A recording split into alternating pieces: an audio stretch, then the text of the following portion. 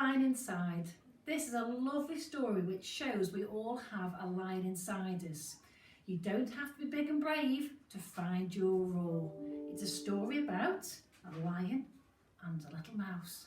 I wonder what's going to happen. In a dry, dusty place where the sand sparkled gold stood a mighty flat rock, all craggy and old.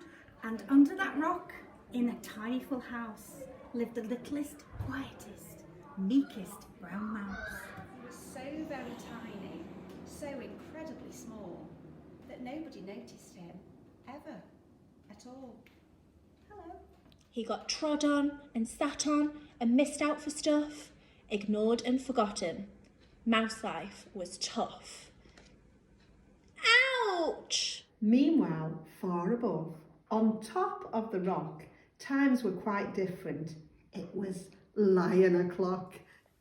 This huge toothsome creature made sure everyone saw how important he was by how loud he could roar.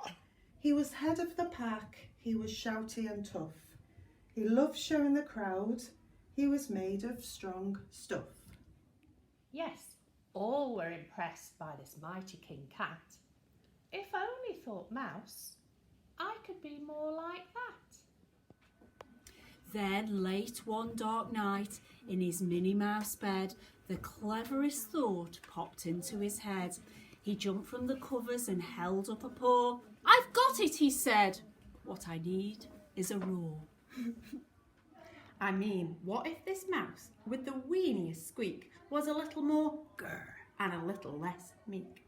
Well, he'd still be the smallest of fuzzy brown mice, but he'd make friends and join in, and life would be nice. Yes, thought the mouse. I must find out how. I will learn how to roar, and I will learn it now.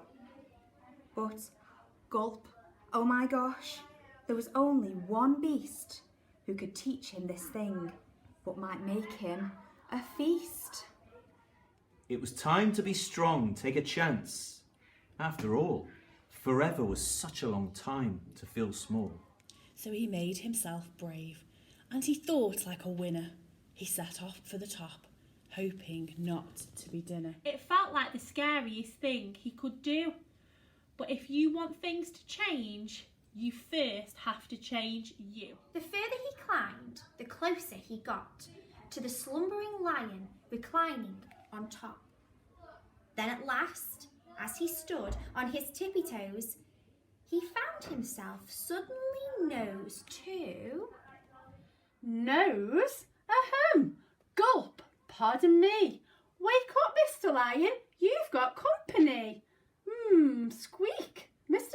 Lion, what I've come to you for is a squeak. Do you think you could teach me your roar? A silence befell that twinkling plain. Lion opened his eyes and puffed out his mane. Time slowed right down, why it felt like a week. Then he opened his mouth and let out an... The lion was shaking, his paws all a fumble. He was backing away with a scrambling tumble. "Don't hurt me," he whimpered. "Oh, try to be nice." Well, my goodness, this lion was frightened of mice. "Don't worry," Mouse peeped. "I'm a friend, not a foe. Let's rock this together. We'll have fun, don't you know?" That was a magical moment for sure, when Mouse didn't feel at all small anymore. He had found his true voice and learnt to speak out, and for that you don't need to roar or you don't need to shout. And from that day and always the two were a pair. They both liked that rock better, now that the rock was to share. The mouse, while still little, felt very big in his head.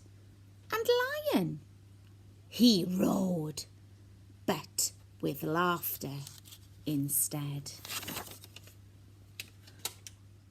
Yes, that day they both learned that no matter your size, we all have a mouse and a lion inside.